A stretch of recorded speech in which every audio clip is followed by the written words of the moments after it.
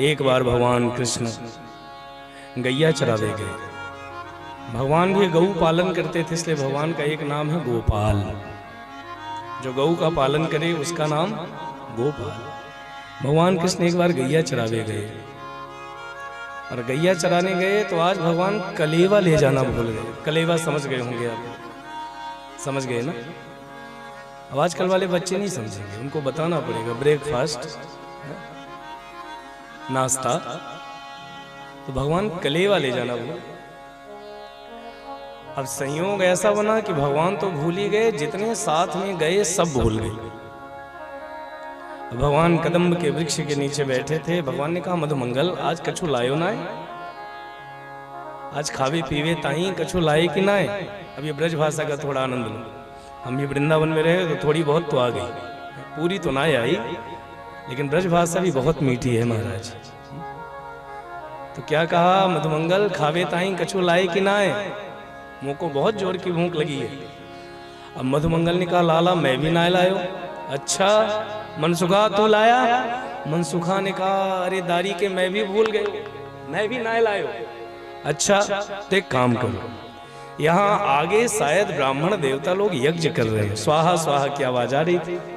तो कहा एक काम करो, ब्राह्मणों के पास जाओ और खावे ताई कछु मांग ले, मतलब खाने के लिए कुछ मांग लिया। अब भगवान के ग्वाल बाल गए, ब्राह्मण देवता यज्ञ कर रहे थे महाराज। और यज्ञ का एक नियम होता है। क्या नियम होता है? यज्ञ में बीच में बोलना नहीं चाहिए। ये भागवत भी यज्ञ है, ये सप्ताह ज्ञान यज्ञ है। यज्ञ के बीच में बोलना नहीं चाहिए, यज्ञ से बार बार उठना नहीं चाहिए। ऐसा नहीं 2 मिनट बैठे फिर उठ गए, ऐसा नियम नहीं है महाराज। जब तक दिन विश्राम ना ले ले तब तक बीच में उठना भी नहीं चाहिए। हाँ, कोई विपत्ति आ जाए, संकट आ जाए तो अलग बात है, नहीं तो यज्ञ के बीच में उठना भी मना है। पूजन पाठ से बार बार उठना भी नहीं चाहिए, बीच में बोलना भी नहीं चाहिए, कुछ खाना भी नहीं चाहिए। अब ये ग्वाल वाले गए तो सबसे पहले प्रणाम किया और क्या कहा, हे भूमि देवा शृणतु कृष्णस्य देशकारिणः प्राप्ताञ्जनितं भद्रं वो गोपानो रामचरितम्। हे भूमि देवा, भूमि देवा यानी भूमि का देवता कौन है? ब्राह्मण। इसलिए ब्राह्मण को भूसुर भी कहा जा सकता है। भूसुर यानी भू यानी धरती और सुर यानी देवता। जो धरती का देवता हो उसको ब्राह्मण कहते हैं। लेकिन कौन सा ब्राह्मण देवता कहलाने के लायक है? जिसके गले में यज्ञोपवीत पड़ा हो, जिसके गले में तुलसी की माला हो, जिसके सर में शिखा हो, जो त्रिकाल संध्या करता हो, ऐसा ब्राह्मण। लेकिन आजकल आड़े तिरछे बाल रखने में शर्म नहीं आती, शिखा रखने में शर्म आती है, मस्तक पर तिलक लगाने में शर्म आती है। कई बार देखना, मंदिर जाते हैं तो ब्राह्मण बढ़िया स्वस्थ वाचन करके तिलक लगाता है, और मंदिर से जैसे बाहर आए तो सीता तिलक लगाने की आदत डाली, शिखा रखने की आदत डाली। ये बहुत आवश्यक है महाराज। कम से कम जिसका व्रतबंध हो जाए वो तो शिखा रखो, जिसका व्रतबंध हो जाए वो तो जनेऊ धारण करो। आज ब्राह्मण जो इस स्थिति से गुजर रहा है तो कहीं ना कहीं इसका कारण भी स्वयं ब्राह्मण ही है।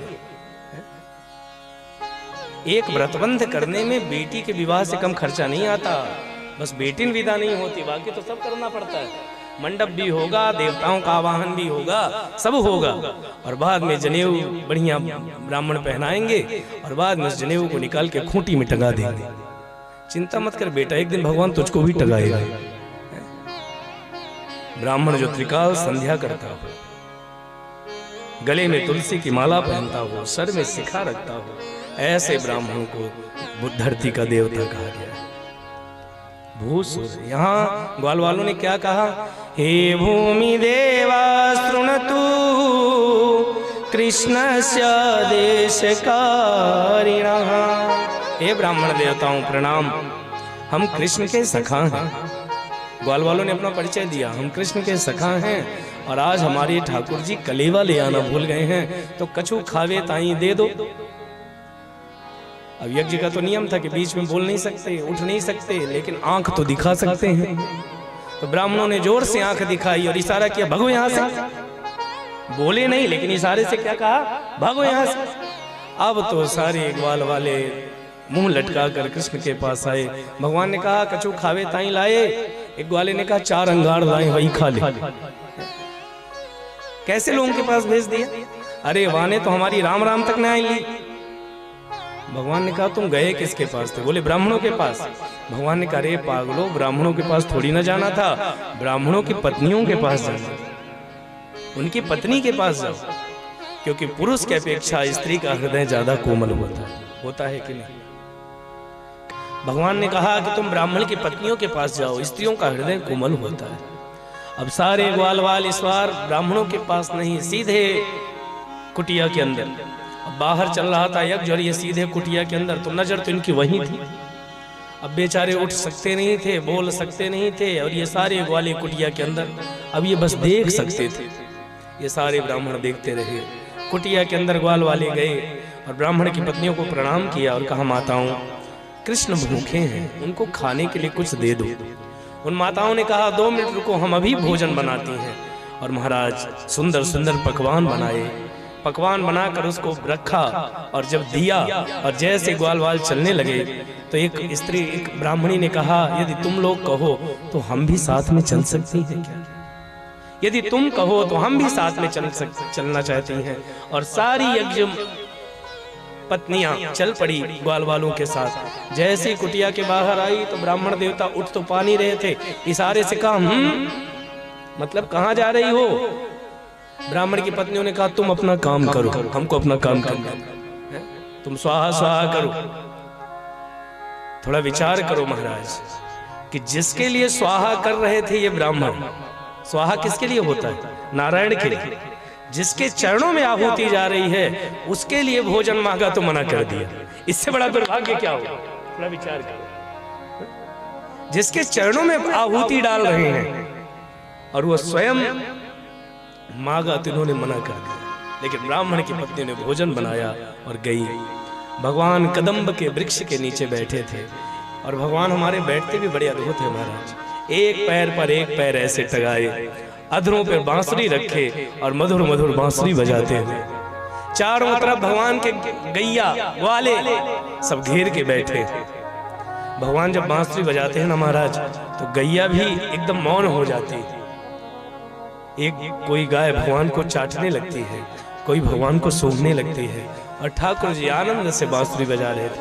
और इस छवि को जब उन ब्राह्मणियों ने देखा, सुखदेव जी कहते हैं श्यामं हिरण्य परदिं वनमाल बरगा धातु प्रवाल नटवेश मनुव्रतांसे विन्यस्त हस्त मित्रेण धुनाननब्जं कर्णोत्पलाल ककपोल मुखाम्बहासम्। मधुर मधुर मुस्कुराते हुए परमात्मा को देखा। ये सारी ब्राह्मणियां गईं और भगवान को प्रणाम किया और भगवान ने इनका स्वागत किया है। भगवान ने इनका स्वागत किया और सुखदेव जी कहते हैं स्वागतम वो महाभागा